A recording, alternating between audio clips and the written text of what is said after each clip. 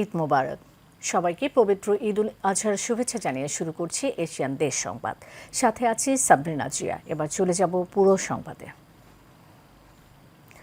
উজান থেকে নেমে আসা পাহাড়ি ঢল এবং মুষলধারে বৃষ্টির কারণে সিলেট অঞ্চলের নদ নদীর পানি বৃদ্ধি পেয়ে বিপদসীমা ছাড়িয়ে গেছে। ভয়াবহ রূপ নিয়েছে সুরমা, চেলা ও পিয়াইন নদী। পাউব তথ্য মতে আজ নদীর পানি বিপদসীমার 137 সেন্টিমিটার ওপর দিয়ে প্রবাহিত হচ্ছে। ছাতক পৌর শহরের বাগবাড়ি, মণ্ডলীভোগ, হাসপাতাল রোড, তাঁতিকোণ, বৌলা, চরের বন্দ, মোগলপাড়া, ঢাকাইয়াবাড়ি, লেবারপাড়া, পাটনিপাড়া, কুমনা, শ্যামপাড়া সহ আবাসিক এলাকায় বন্যার পানি প্রবেশ করায় চরম দুর্ভোগে পড়েছেন এসব এলাকার বসবাসরত মানুষজন। সুরমা নদীর পানি সুনামগঞ্জ পয়েন্টে বিপদসীমা 67 সেন্টিমিটার ও ছাতক পয়েন্টে 138 সেন্টিমিটার উপরে প্রবাহিত হচ্ছে। এই জেলার নিচু এলাকা প্লাবিত হয়েছে।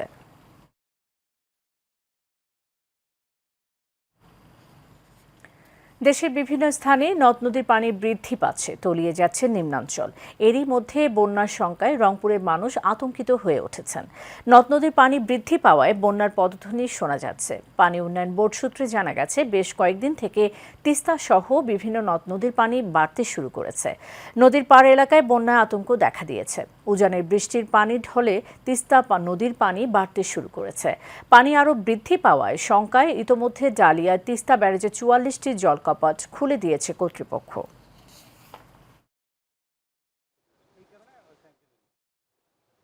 এটা আমাদের তিস্তাবাসীর একান্ত একটা দাবি, মন থেকে চাওয়া যে আমাদের এই তিস্তা খননটা হোক, এই উন্নয়ন হোক। ঘরবাড়ি ভেঙে যাইতেছে, আমাদের বই খাতা ভিজে যায়, এ কারণে আমরা স্কুলে যেতে পারি না, রাস্তাঘাটে পানি। হঠাৎ কখন কোন সময় উজান থেকে ঢল নেমে আসে, যার কারণে হঠাৎ আমাদের অনেক বিপদের সম্মুখীন হওয়া লাগে।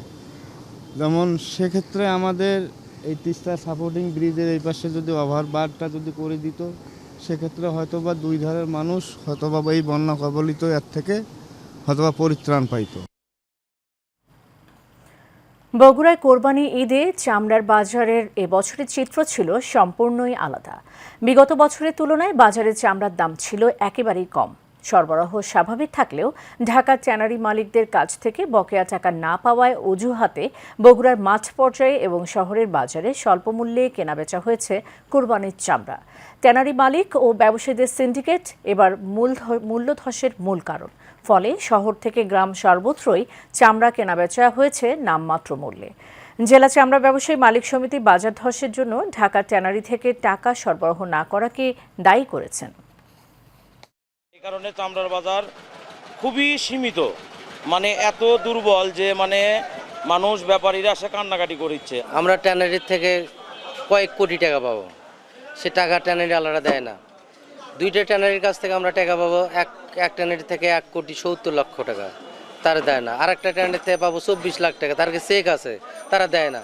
আজকে ট্যানারির মালিকরা চামড়া ব্যবসায়িক যারা করে তারা বলে ট্যানারি আলা টাকা দেয় না, ট্যানারি আলা টাকা দেয় না, চামড়া কিনতে পারে না, চামড়ার ধস। আমার চামড়াটা না দেখায় বলতেছে এই চামড়াটা হবে না, তাহলে আমরা যদি মহাজনেরা যদি বলে এই চামড়া হবে না, কিন্তু আমরা বেচবো কোথায়? 3,000 5,000 টাকার নিচে কোনো চামড়ার জুতাতে হাত দেওয়া যায় না। চামড়ার প্রতিটা প্রোডাক্টের দাম অনেক বেশি, কিন্তু চামড়ার দাম বাজারে অনেক কম। মাননীয় প্রধানমন্ত্রীর হস্তক্ষেপ চাচ্ছি এই ট্যানারি মালিকের কাছে, আর না হলে আমাদেরকে উত্তরবঙ্গে ট্যানারি করার পারমিশন দিক আমাদের বগুড়ার অঞ্চলে। তারপরে এয়ারপোর্ট যে আছে, এই এয়ারপোর্টটা যদি চালু হয় তাহলে বাহাররা আসবে, ট্যানারি হবে, তাহলে আমাদের উত্তরবঙ্গের জন্য অনেক ভালো হবে। প্রতি বছর রপ্তানিযোগ্য চামড়ার 50% সংগ্রহ হয় কোরবানি ঈদে। চট্টগ্রামে মৌসুমি ব্যবসায়ীরা বলেন, সরকার এবছর চামড়ার দাম নির্ধারণ করে দিলেও পাড়া মহল্লা থেকে চামড়া কিনে তা বিক্রি করতে গিয়ে বিপাকে পড়েছেন তারা। আড়তে আশানুরূপ দাম না পেয়ে লোকসানে হতাশ তারা। কয়েকজন মৌসুমি ব্যবসায়ী জানান, পাড়া থেকে চামড়া সংগ্রহের পর আড়তদারের কাছে কেনা দামে বিক্রি করছেন তারা। আড়তদাররা গরুর চামড়া প্রতি বর্গফুটে 25 টাকার বেশি দিচ্ছেন না। আবার সব চামড়াতে এ দামও পাওয়া যাচ্ছে না। তবে আড়তদাররা বলছেন, চামড়ার সঠিক পরিমাপের হিসাব না বোঝার কারণে মৌসুমি ব্যবসায়ীরা লোকসান গুনছেন। প্রতিটি কাঁচা চামড়া বিক্রির উপযোগী করতে 450 থেকে 500 টাকা পর্যন্ত খরচ হয়। তাই ট্যানারির বিক্রয় মূল্যের সঙ্গে সামঞ্জস্য রাখতে তার প্রভাব পড়ছে কাঁচা চামড়া কেনার সময়। আমি অনুরোধ করবো সরকারের কাছে, শুধু কোরবানির সময় না, ঈদের দ্বিতীয় দিনে পর্যটকদের পদচারণায় মুখরিত হয়ে উঠেছে পটুয়াখালী কুয়াকাটা সমুদ্র সৈকত। সকাল থেকে সৈকতে পর্যটকদের আগমন বাড়তে থাকে। আগত পর্যটকরা সৈকতের বেলাভূমিতে আনন্দ উন্মাদনায় মেতেছেন। অনেকে সমুদ্র তটে আছড়ে পড়া ছোট বড় ঢেউয়ের সঙ্গে জলকেলিতে মেতেছেন। অনেকে আবার সৈকতের বেঞ্চে বসে উপভোগ করছেন প্রাকৃতিক সৌন্দর্য। কেউ ঘুরে দেখছেন তিন নদীর মোহনা, ঝাউবাগান, সুটকিপল্লী ও গঙ্গামতী সহ বিভিন্ন পর্যটন স্পট। পর্যটকদের আনাগোনা বাড়ার সঙ্গে সঙ্গে ব্যবসা প্রতিষ্ঠানগুলোতে বেড়েছে বিক্রি।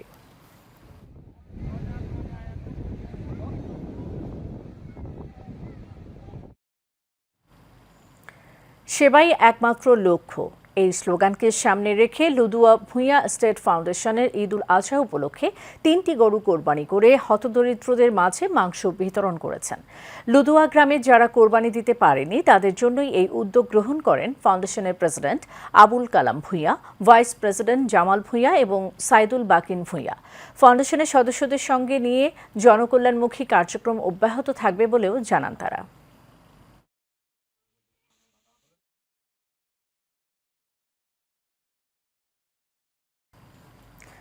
জামালপুরের সরিষাবাড়িতে ঈদ উপলক্ষে দরিদ্র, অসহায় ও নিম্ন আয়ের মানুষের মাঝে কোরবানির মাংস বিতরণ করা হয়েছে। জেএএস ফাউন্ডেশনের উদ্যোগে বিকেল 3টায় উপজেলার পোঘলদিঘা ইউনিয়নের বয়রা বাজারে এই মাংস বিতরণ করা হয়। এ সময় উপস্থিত ছিলেন জাস ফাউন্ডেশনের চেয়ারম্যান তানজিলা সুলতানা, সাধারণ সম্পাদক আবু বকর সিদ্দিক, সদস্য প্রকৌশলী জুবাইদুল ইসলাম সহ অনেকেই।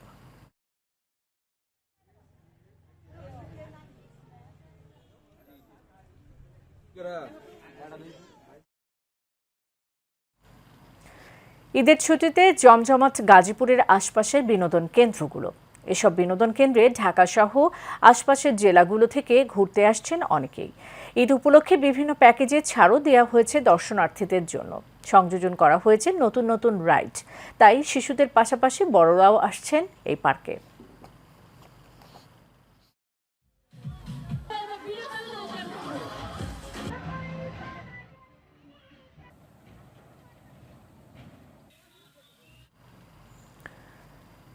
নওগাঁর মহাদেবপুর জাহাঙ্গীরপুর মডেল স্কুলের শিক্ষার্থীদের শিক্ষা, শান্তি ও খেলাধুলায় শীর্ষস্থান ধরে রাখার জন্য পরামর্শ দিলেন নওগাঁ 3 আসনের সংসদ সদস্য সৌরেন্দ্রনাথ চক্রবর্তী। সকালে স্কুলে 40 বছর পূর্তি উৎসব র্যালি শেষে আলোচনা সভায় তিনি এসব কথা বলেন। তিনি আরও বলেন, স্মার্ট বাংলাদেশ গড়তে আজকে শিশুদের সুশিক্ষায় গড়ে তুলতে হবে। জাহাঙ্গীরপুর মডেল স্কুলের শিক্ষার মান ও উন্নয়নের ধারা ধরে রাখতে সরকারের পক্ষ থেকে সব ধরনের সহযোগিতার আশ্বাসও দেন তিনি। এ সময় মহাদেবপুর উপজেলার নবনির্বাচিত চেয়ারম্যান মাসুর রহমান মাসুদ সহ অনেকেই উপস্থিত ছিলেন।